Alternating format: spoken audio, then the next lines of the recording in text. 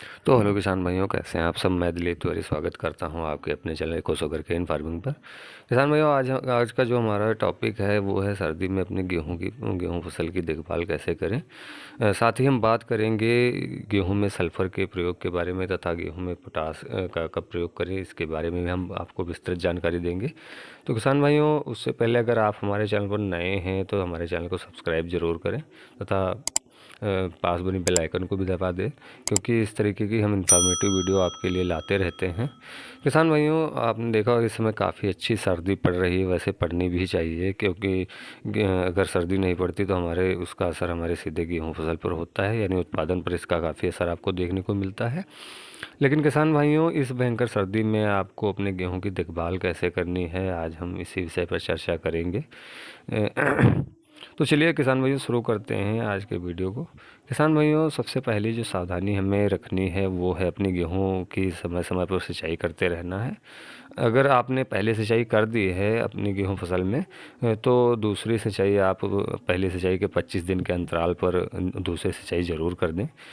सिंचाई करने से हमें क्या फ़ायदा होगा किसान भाइयों, जब हम गेहूं फसल में सिंचाई करते हैं तो उसकी जड़ों में काफ़ी दिन तक जो है गर्मी बनी रहती है।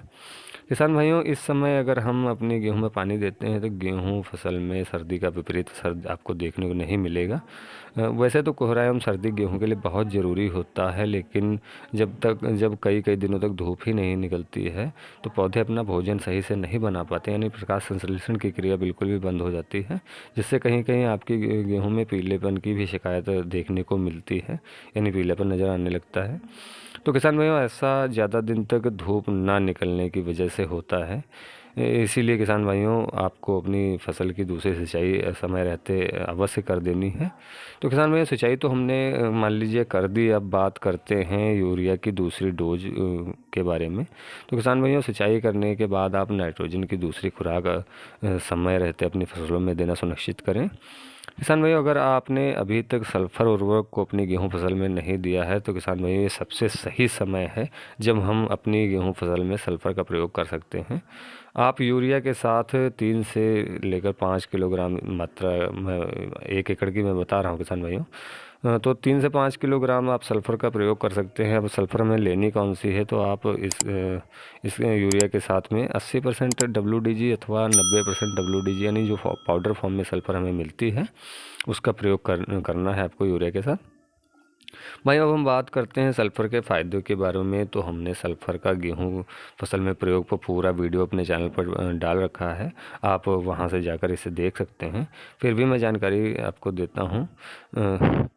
तो सल्फ़र किसान भाइयों, तीनों प्राइमरी जो न्यूट्रेंट हमारे हैं, यानी नाइट्रोजन, फास्फोरस और पोटास के बाद में सेकेंडरी सबसे ज़रूरी पोषक तत्व होता है।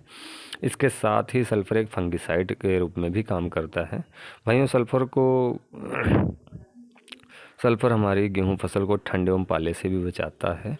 सल्फ़र का काम एक और होता है जो प्रकाश संश्लेषण की क्रिया को भी बढ़ाने में मददगार साबित होता है, जिससे कई कई दिनों तक धूप ना निकलने पर भी पौधा अपना भोजन आसानी से बनाता रहता है। यह क्लोरोफिल की मात्रा को भी बढ़ाता है किसान भाई, जिससे फसल हमारी काफ़ी हरी भरी दिखाई देती है। जब आप हम इसका प्रयोग करते हैं तो फसल हमारी बिल्कुल जेड ब्लैक सी दिखाई देती है। किसान भाइयों, सल्फ़र का प्रयोग आप अपनी गेहूं फसल में स्प्रे के रूप में भी कर सकते हैं। इसके लिए आपको जो इसकी मात्रा प्रयोग करनी है वो आप 2 से लेकर 3 किलोग्राम तक WDG फॉर्म में ही जो सल्फ़र आती है, यानी 80 या 90% जो आपको सफिशेंट लगे या जो आपको आसानी से उपलब्ध हो, आप उसका प्रयोग कर सकते हैं। किसान भाइयों, आपको इसका घोल बनाना है और सीधे अपनी फसलों पर छिड़काव कर देना है 200 से लेकर 250 लीटर पानी में। किसान भाइयों, दूसरी जो सावधानी हमें अपनी गेहूं फसल में रखनी है वह है यूरिया का इस्तेमाल जब हम कर रहे होते हैं, यानी जो हम दूसरी खुराक सिंचाई के बाद देते हैं, तो ओस में यूरिया का प्रयोग बिल्कुल भी ना करें, यानी चाहे वो सादी यूरिया हो या कोई भी अन्य उर्वरक उसके साथ मिला हो। जब हमारे खेत में ओस ना हो तब आप यूरिया अथवा किसी अन्य उर्वरक का प्रयोग करें। नहीं तो किसान भाइयों, होता क्या है, जब हम हम यूरिया उसमें प्रयोग करते हैं तो हमारी गेहूं की पत्ती ऊपर से पीली पीली सी नज़र आने लगती है, यानी उसकी जो नोक होती पत्ती की वो पीली पीली सी नज़र आने लगती है। वह इसी कारण से आपको दिखाई देती है। जब हम यूरिया अपनी उसमें अपनी फसल में प्रयोग करते हैं तो उसके कई कण पत्तियों पर चिपक जाते हैं, जिससे हमारी पत्तियाँ थोड़ा झुलस सी जाती हैं। अतः किसान भाइयों, आपको यह सावधानी अवश्य रखनी है अपनी फसल में, खासकर इस भयंकर सर्दी के में, क्योंकि इसमें काफ़ी दिन से धूप नहीं निकल रही है। हमारे यहाँ भी 3 से 4 दिनों से धूप नहीं दिखाई पड़ी है। तो किसान भाइयों, ये तो होगी सावधानी। किसान भाइयों बात अब करते हैं पोटास के बारे में। अगर आपने बुआई के समय पोटास अपनी फसल में नहीं दिया है तो ये भी सबसे सही समय है पोटास के लिए, आप पोटास का भी प्रयोग कर सकते हैं। किसान भाइयों, इसके लिए हमें एमओपी यानी म्यूरेट ऑफ पोटास का प्रयोग करना है, और उसकी आप मात्रा 25 किलोग्राम प्रति एकड़ के हिसाब से यूरिया के साथ मिलाकर इसी समय प्रयोग कर सकते हैं। क्योंकि पोटास थोड़ा स्लो रिलीजिंग काम होता है, तो अगर आप इसी समय प्रयोग कर देंगे तो आपको उसका असर बालियाँ निकलने से पहले यानी बालियों या दानों की चमक पे देखने को मिलेगा। पोटास का भी वीडियो मैंने अपने वीडियो चैनल पर डाल रखा है, आप चाहें तो पोटास का सेपरेटेड वीडियो आप देख सकते हैं। तो किसान भाइयों, आशा करते हैं आपको हमारा वीडियो पसंद आया होगा। अगर किसान भाइयों हमारे द्वारा दी गई जानकारी आपको अच्छी लगी हो तो वीडियो को लाइक एवं चैनल को सब्सक्राइब जरूर करें, तथा पास बनी बेल आइकन को भी ज़रूर दबा दें, ताकि हमारी आने वाली वीडियोज़ की जानकारी सबसे पहले आप तक पहुँचे।